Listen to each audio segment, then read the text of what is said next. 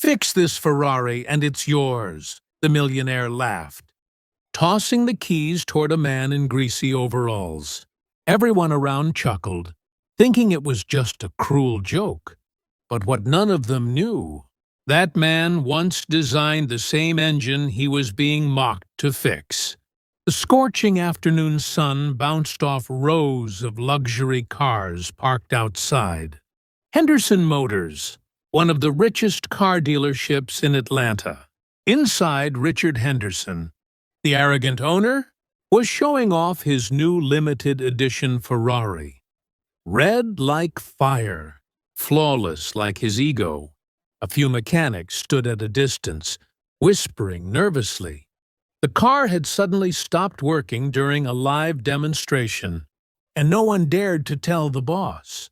That's when a tall, dark-skinned man in a worn-out jacket and oil-stained hands walked in through the open garage gate. Everyone turned. He didn't look like he belonged there. "Excuse me," the man said calmly.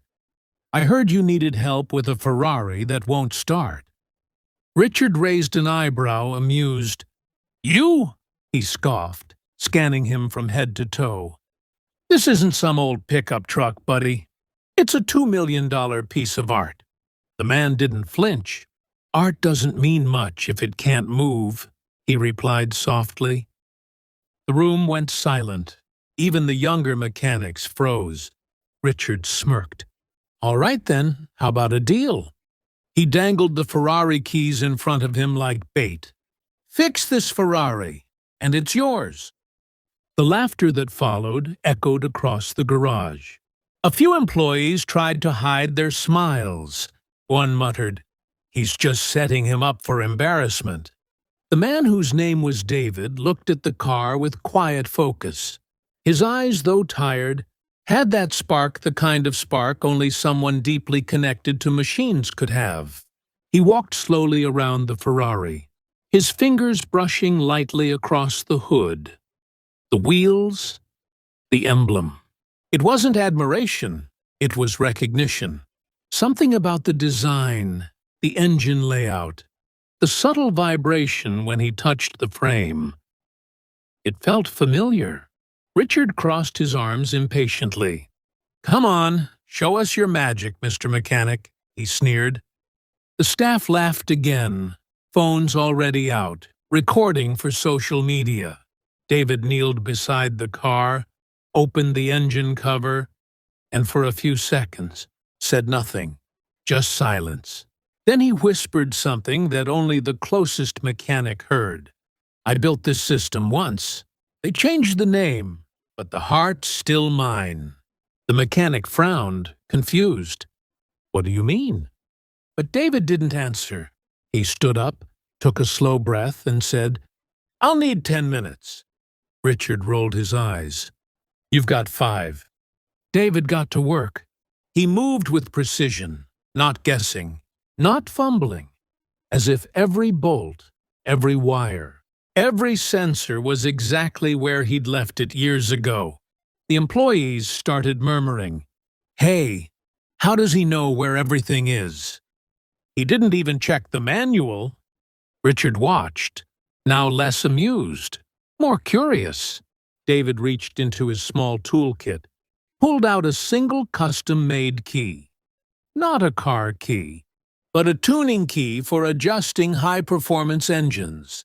No one had seen one like it before. He tightened a tiny valve, adjusted a connector, wiped the oil off his hands, and stepped back. Then he looked straight at Richard and said quietly, "Try now."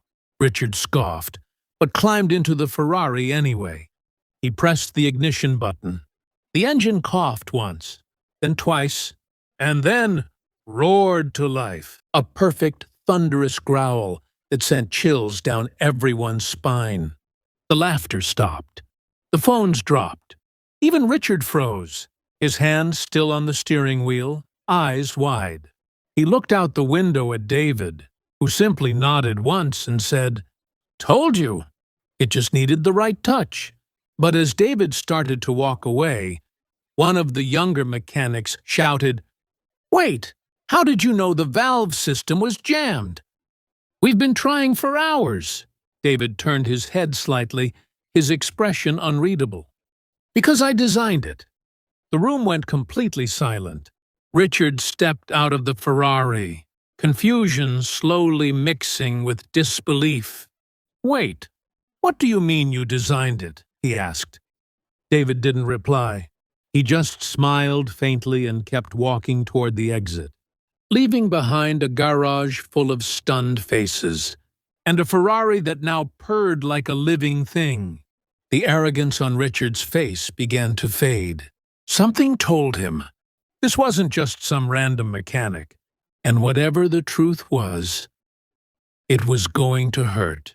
The Ferrari's engine still hummed perfectly, even minutes after David had left.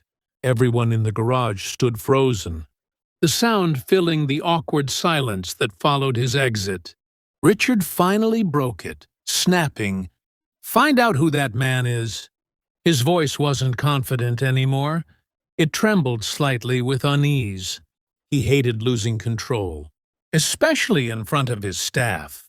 The youngest mechanic, Jake, ran outside, but David was already gone, leaving only a faint scent of motor oil and the echo of that line. Because I designed it. Later that evening, Richard sat in his glass office, staring at the Ferrari parked below. The same car he'd imported from Italy 6 months ago. A prototype model called VX9. Only a handful existed in the world, and yet that stranger had known every detail of it, like it was his own creation. He called his assistant. "Check the engineering. File for the VX9. I want the names of every designer, mechanic, or developer ever involved." As the assistant searched, Richard poured himself a drink. His reflection in the glass looked different now, a man suddenly unsure of his own wealth. 5 minutes later, the assistant entered, holding a tablet. "Sir, this might sound strange," she said. The lead mechanical engineer for the first prototype was someone named David Cole. Richard froze mid-sip. "David Cole?" he repeated slowly. "Yes, he used to work for your father's company. But," she hesitated, "records say he was fired 10 years ago after a disagreement." Richard's eyes narrowed. He remembered faintly. His father, the late Robert Henderson, had once mentioned a brilliant engineer. But back then, Richard had been too focused on money, on parties, on building his empire. He never cared about the people behind the machines. Meanwhile, somewhere on the outskirts of the city, David walked through a dimly lit alley toward a small workshop. The signboard, half broken and faded, read Cole's Auto Works. Inside, a few old cars sat covered in dust. A small radio played softly. He took off his jacket, wiped his hands, and looked at an old framed photograph pinned to the wall, a much younger version of him, standing beside an older man, Robert Henderson. Under the photo, a quote was scribbled in pen. "Dreams run better when fueled with respect." David's eyes softened. "Guess your son forgot that, Robert," he whispered.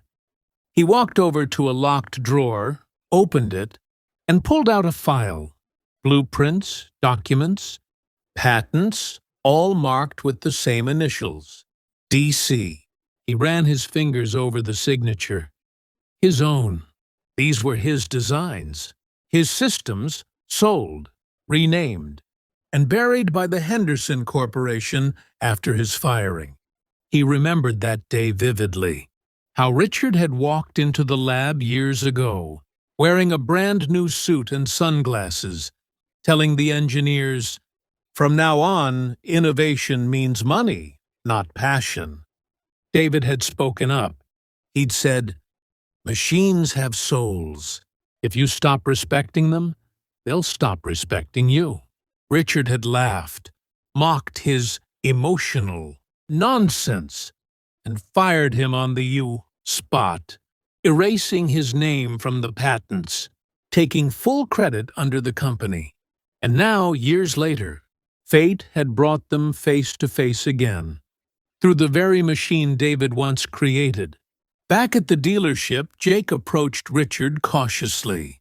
"Sir, should I delete the security footage from earlier?" Richard looked up sharply. "Why?" Jake hesitated. "Well, people online are already talking. Someone posted the video of that man fixing the Ferrari. It's getting views fast, like millions fast." Richard's grip tightened on his glass. He turned to the window, seeing the Ferrari's reflection again, but now it looked like a reminder of his own arrogance. "Delete it!" he ordered coldly. "Now!" Jake nodded, but his voice trembled. "Sir, I think it's too late. Someone recognized him in the comments. They say he's the original engineer who built the engine for the VX9 project." Richard's heart sank. He sat down slowly, unable to speak. That one moment of mockery, the smirk, the challenge, the laughter, was now being shared across the internet. The world was beginning to learn the truth he'd spent years hiding. Later that night, David received a knock on his workshop door. He opened it and saw Jake, the same young mechanic from earlier. The boy looked nervous, holding something in his hands, the same Ferrari key. "Sir," Jake said quietly, "Mr. Henderson told me to bring this back. But I thought, maybe it belongs to you more than him." David looked at the key, the same one tossed at him like an insult. He didn't take it. Instead, he smiled sadly. "Keep it," he said. "Learn something from that car. It's not about what you drive, it's about how you build it." Jake looked down, embarrassed. "Everyone at the garage. They're saying you used to work there." David nodded slightly. "Once, until someone decided I wasn't good enough to stand beside a millionaire." The boy looked up, confused. "Why didn't you tell him who you were?" David looked toward the window, the moonlight hitting the Ferrari blueprints behind him. "Because people like him don't listen," he said softly. "They only learn when the engine stops." Meanwhile, at his mansion, Richard sat alone, scrolling through social media. Everywhere he looked, clips, comments, articles, one name repeated again and again. The mechanic who built the millionaire's Ferrari. And beneath each post, thousands of people laughing, calling Richard arrogant, cruel, heartless. He clenched his fists. His empire, his pride. All of it now cracked by one man he had once humiliated. But the story wasn't over yet, because the next morning, David would receive an unexpected visitor, holding a contract that could change everything, or destroy what little peace he had left. The morning sun spilled through the dusty windows of Cole's Auto Works as David cleaned his tools, unaware that his name was now trending across the internet. Headlines everywhere read, "Millionaire mocked a mechanic. Turns out the mechanic built his Ferrari." David ignored it all. He wasn't seeking fame. He was seeking peace. But peace doesn't last long when pride is hurt. A black limousine stopped outside his workshop. Moments later, Richard Henderson stepped out, wearing his usual designer suit. But this time, his confidence was cracked. David didn't look surprised. He just said, "Didn't think you'd find your way to this part of town." Richard glanced around. The small garage, the broken signboard, the faded posters, everything screamed of simplicity. He forced a smile. "I came to make things right," he said, holding out a folder. "These are the ownership papers for the Ferrari. It's yours now. Fair deal, right?" David wiped his hands slowly with a cloth, eyes fixed on the papers. "You think this is about a car?" Richard's smile faltered. "Look, I know I was rude. But that was just— David interrupted, his voice calm but sharp. Arrogance? The silence that followed was heavier than any insult. Richard sighed and placed the folder on a nearby table. Fine, he said. Yes, I was arrogant, but you embarrassed me in front of everyone. You could have told me who you were. David turned, meeting his gaze for the first time. I did tell you, he said quietly. You just didn't listen. Richard froze. David stepped closer, pointing toward the Ferrari blueprints pinned on the wall. You stole my work, my years, my credit, and then mocked me for knowing the machine better than you ever could. Do you really think this is about revenge? Richard opened his mouth, but no words came out. David continued. You can own a Ferrari, Richard, but you'll never understand what it means to build one. He picked up a small, rusted wrench from his table, the same one he used on his first design years ago. This, he said, is worth more to me than that car, because it reminds me of who I am, not who the world thinks I should be. Richard looked down, ashamed. For the first time, his expensive watch and tailored suit felt useless. Suddenly, Jake, the young mechanic, entered the workshop. He looked at David, then at Richard, unsure if he was interrupting. Sir, everyone online is talking about you, Jake said to David. Companies are offering to work with you again. Even the media wants an interview. David shook his head gently. I don't want cameras. I just want to finish what I started years ago. He turned to Richard. You built an empire on other people's engines. Maybe it's time you built one on your own. Richard swallowed hard. I don't know how. David looked at Jake. Then learn from him, he said softly. He listens. Jake's eyes widened. Me? David smiled. You have the hands of a mechanic and the heart of an inventor. Don't lose either. Richard looked around the small garage, the smell of grease, the hum of machines, the quiet dignity of honest work. For the first time, he felt something strange. Respect. He extended his hand slowly. I'm sorry, he said, voice low. For everything. David hesitated, then shook his hand. Not out of forgiveness, but closure. Make it mean something this time, he said. As Richard left the workshop, the camera would focus on the Ferrari parked outside, gleaming under the morning light. But instead of driving it away, Richard left it behind, the keys resting on the table beside the wrench. David stood there silently, staring at both, the symbol of pride and the symbol of passion, side by side. He smiled faintly and whispered to himself, engines run on fuel, but men run on respect. Then he walked back to his bench, picked up a blueprint, and began sketching again. A new design, a new beginning. The screen faded to black with the final line appearing in white text. Point. Never underestimate a man who builds what others only buy.